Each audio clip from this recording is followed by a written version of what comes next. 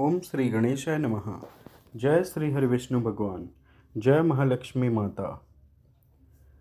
स्कंद पुराण के वैष्णव खंड के वैशाख मास महात्म्य का तीसरा अध्याय, धर्मार्थ दान, जारी। पिछले अध्याय में भोजन, पानी, आश्रय और अन्य सुविधाओं के दान की पुण्य प्रकृति पर चर्चा की गई थी, जो वैशाख की भीषण गर्मी से राहत दिलाते हैं। इस अध्याय में खाट, पलंग, चटाई, कंबल और अन्य चीज़ों के दान के महत्व का वर्णन किया गया है, जो वैशाख की गर्मी के प्रभाव को कम करने में मदद करते हैं।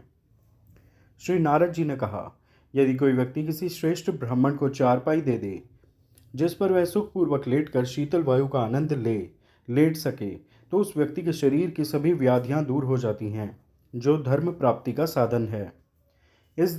इसे देने से वह सभी कष्टों से मुक्त हो जाता है और पापों से मुक्त हो जाता है। वह अखंड आनंद की स्थिति को प्राप्त करता है, जिसे प्राप्त करना योगियों के लिए भी बहुत कठिन है।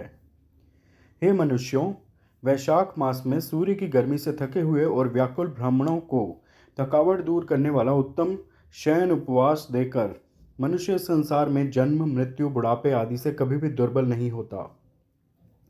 हे राजन, यदि कोई ब्राह्मण खाट स्वीकार कर ले और जीवन भर उस पर लेटे, तो दानकर्ता के जाने अनजाने किए गए सभी पाप अग्नि में पड़े कपूर के समान नष्ट हो जाते हैं। यदि ब्राह्मण उस पर लेटे, तो वह मनुष्य निश्चय ही ब्रह्मलीन हो जाता है।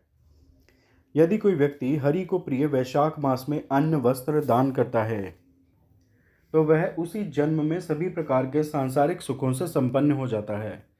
वह अपने परिवार सहित निश्चित रूप से रोग आदि से मुक्त रहता है। उसे दीर्घायु, उत्तम स्वास्थ्य, यश और बल की प्राप्ति होती है। 100 पीढ़ियों तक उसके परिवार में कोई अधर्मी व्यक्ति जन्म नहीं लेता। वह सभी सांसारिक सुखों को भोग कर ही मरता है। सभी पापों से मुक्त होकर मोक्ष प्राप्त करता है। यदि कोई व्यक्ति वेदों के पारंगत किसी श्रेष्ठ ब्राह्मण को ऐसा तकिया दे, जिसके बिना कोई भी व्यक्ति कहीं भी सुखपूर्वक नहीं सो सकता, तो वह सबका पालनहार बनकर पृथ्वी पर राज्य भोगेगा। वह बार बार सभी सुखों का भोग करेगा और सदाचार में लीन रहेगा। हे राजन, वह 7 जन्मों तक सर्व विजयी रहेगा। तत्पश्चात वह 7 पीढ़ियों तक अपने परिवार के सदस्यों के साथ ब्रह्मा के लोक में जाने के योग्य हो जाता है। यदि कोई व्यक्ति घास की चटाई या किसी अन्य प्रकार की चटाई देता है, तो भगवान विष्णु स्वयं उस पर लेट जाते हैं। परमेश्वर वहीं रहते हैं। जिस प्रकार पानी में भीगा हुआ ऊन पानी से नहीं टूटता या उखड़ता नहीं, उसी प्रकार सांसारिक संसार में रहने वाला व्यक्ति भी सांसारिक जीवन से नहीं बंधता। चटाई देने वाला व्यक्ति उस पर बैठकर या लेटकर हर तरह से सुखी रहता है। यदि कोई व्यक्ति किसी को आश्रय दे, जैसे कि सराय, और लेटने के लिए चटाई और कंबल दे, तो वह इतने से ही मुक्त हो जाता है। इस संबंध में कोई संदेह करने की आवश्यकता नहीं है। नींद से दुख दूर होता है, नींद से थकान दूर होती है। चटाई पर लेटे हुए व्यक्ति की नींद अवश्य ही अच्छी और सुखद होती है।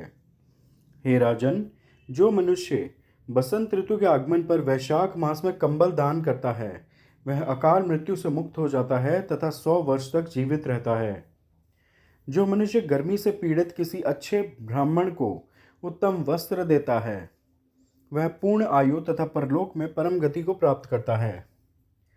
ब्राह्मण को आंतरिक ताप दूर करने वाला उत्तम कपूर देने से मनुष्य मोक्ष प्राप्त करता है। उसके सभी दुख दूर हो जाते हैं। जो ब्राह्मण को फूल और केसर देता है, वह सम्राट बनता है। ऐसा शासक जो सभी लोगों को जीत लेगा। वह पुत्र, पौत्र आदि के साथ समस्त सांसारिक सुखों का उपभोग करेगा और मोक्ष प्राप्त करेगा। चंदन का लेप त्वचा और हड्डियों की गर्मी और कष्ट को तुरंत दूर कर देता है। इसे चंदन का लेप देने से मनुष्य त्रिविध कष्टों से मुक्त हो जाता है और मोक्ष प्राप्त करता है। हे राजन, जो मनुष्य जल मिलाकर सुगंधित किए हुए औषिर, चाशक और कौशल आदि नाना प्रकार के उबटन देता है, उसे सांसारिक सुखों के भोग में देवताओं की सहायता प्राप्त होती है। उसके पाप नष्ट हो जाएंगे और दुख दूर हो जाएंगे। उसे मोक्ष का परमानंद प्राप्त होगा।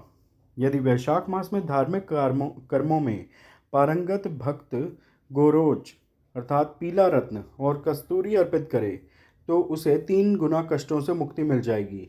उसे मोक्ष का परम आनंद प्राप्त होगा। जो मनुष्य सूर्य के मेष राशि में होने पर कपूर के साथ पान दान करता है वह सम्राट के समान सुख प्राप्त करता है और मोक्ष का परमानंद प्राप्त करता है। जो मनुष्य मेष मास में नीलकमल और चमेली का दान करता है वह सम्राट बनता है और बाद में मोक्ष प्राप्त करता है। जो मनुष्य वसंत ऋतु के आगमन पर केतकी या मल्लिका का दान करता है वह मधुवध करता भगवान की आज्ञा से मोक्ष प्राप्त करता है।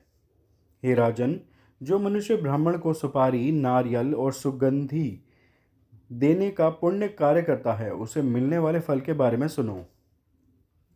7 जन्मों तक वह धनवान ब्राह्मण होगा, वह वेदों का ज्ञाता होगा। तत्पश्चात वह अपने परिवार की 7 पीढ़ियों के साथ विष्णु लोक को जाएगा। हे राजन, मैं उस व्यक्ति के फल की गणना करने में असमर्थ हूँ जो विश्राम तथा मनोरंजन के लिए मंडप बनवाकर उसे ब्राह्मण को दान देता है। जो मनुष्य अच्छी छाया वाला रेत को अच्छी तरह फैलाकर तथा प्रपा अर्थात पानी की आपूर्ति के लिए शेड से युक्त मंडप बनाता है वह संसार का शासक बनता है। जो सड़क के किनारे पार्क बनवाता है, तालाब और कुएं खुदवाता है और मंडप बनवाता है वह धर्मात्मा है। उसके लिए पुत्र किस काम के। संतान 7 प्रकार की बताई गई है: कुआं, सरोवर, उद्यान, मंडप, प्रपा, धार्मिक अनुष्ठान करने वाला तथा पुत्र। इनमें से यदि एक भी न हो तो मनुष्य स्वर्ग नहीं जाता। सब कुछ जानने वाले श्रेष्ठ पुरुष जानते हैं कि ये 7 संतानें हैं: अच्छे पवित्र ग्रंथों का श्रवण, तीर्थों की तीर्थ यात्रा, अच्छे लोगों की संगति, जल का दान, पके हुए भोजन का दान, अश्वत्थ अर्थात पवित्र अंजीर का पेड़ का रोपण और पुत्र। संतान के बिना व्यक्ति उच्च लोगों को प्राप्त नहीं कर सकता, चाहे वह सैकड़ों पवित्र अनुष्ठान क्यों न कर ले। इसलिए उसे संतान की तलाश करनी चाहिए। उसे संतानों में से किसी एक को अपनाना चाहिए। पशु, पक्षी, मृग और वृक्षों में से कोई भी आसानी से उच्च लोक में नहीं जाता, फिर मनुष्य से इसकी आशा कैसे की जा सकती है। यदि कोई सुपारी, कपूर और अगरबत्ती के साथ उत्तम पान का पत्ता दान करे तो वह सभी शारीरिक पापों से मुक्त हो जाता है, इसमें कोई संदेह नहीं है। जो व्यक्ति तांबूल उपर्युक्त सभी का संग्रह दान करता है उसे निश्चित रूप से यश, साहस और यश की प्राप्ति होती है।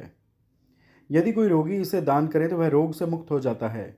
यदि कोई स्वस्थ व्यक्ति इसे दान करे तो उसे मोक्ष की प्राप्ति होती है। जो मनुष्य वैशाख मास में गर्मी और कष्ट का नाश करने वाली छाछ पिलाता है वह पृथ्वी पर विद्वान और धनवान होता है। ग्रीष्म ऋतु में छाछ के समान कोई दूसरा दान नहीं है, इसलिए मार्ग में थके हुए ब्राह्मण को छाछ अवश्य दान देना चाहिए। जो मनुष्य भूख की कमी को दूर करने वाले जंबीरा अर्थात नींबू के उत्तम रस और बारीक नमक को मिलाकर छाछ पिलाता है वह मोक्ष को प्राप्त करता है। हे राजन, जो व्यक्ति वैशाख मास में गर्मी के शमन के लिए दही दान करता है उसके फल का वर्णन करने में मैं समर्थ नहीं हूँ।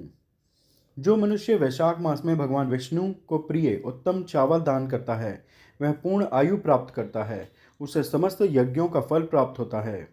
जो मनुष्य तेजस रूपी गाय के दूध से बना घी ब्राह्मण को देता है वह अश्वमेध यज्ञ का फल प्राप्त करता है और भगवान विष्णु के लोक में आनंदित होता है। जो व्यक्ति वैशाख मास में जब सूर्य मेष राशि में हो कोमल ककड़ी और गुड़ का मिश्रण दान करता है वह सभी पापों से मुक्त हो जाता है और निश्चित रूप से श्वेत द्वीप में निवास करता है। जो मनुष्य गर्मी और कष्ट के निवारण के लिए शाम या दिन में ब्राह्मण को गन्ना दान करता है उसका पुण्य अनंत है। वैशाख मास में शाम के समय थकावट दूर करने के लिए पाणक अर्थात जल और गुड़ का मिश्रण देने से मनुष्य सभी पापों से मुक्त हो जाता है और भगवान विष्णु के साथ सायुज्य प्राप्त करता है। मेष मास में सायंकाल में फल सहित पाणक को ब्राह्मण को देना चाहिए, इससे पितरों को निसंदेह अमृत का पान प्राप्त होगा। यदि कोई व्यक्ति वैशाख मास में पके हुए आम के फलों के साथ पाणक का सेवन करता है तो उसके सभी पाप अवश्य नष्ट हो जाते हैं। यदि कोई चैत्र मास की अमावस्या के दिन पाणक रस से भरा एक बड़ा बर्तन दान करता है तो निसंदेह उसके द्वारा 100 गया श्राद्ध संपन्न हो जाते हैं। चैत्र मास की अमावस्या के दिन मनुष्य को पितरों के निमित्त कस्तूरी, कपूर, चमेली तथा एंड्रोपोगोन म्यूरिकेटस नामक सुगंधित पौधे की जड़ मिलाकर 1 लोटा पानक दान करना चाहिए। यह 96 श्राद्ध के समान पुण्यदायी है। स्कंद पुराण के वैष्णव खंड के वैशाख मास महात्म्य का तीसरा अध्याय पूर्ण हुआ। आप सब प्रेम से मेरे साथ बोलिए, जय श्री हरि विष्णु भगवान, जय महालक्ष्मी माता। कृपया इस वीडियो को लाइक और शेयर करें, मेरे चैनल सब्सक्राइब करें। धन्यवाद। हरे कृष्णा।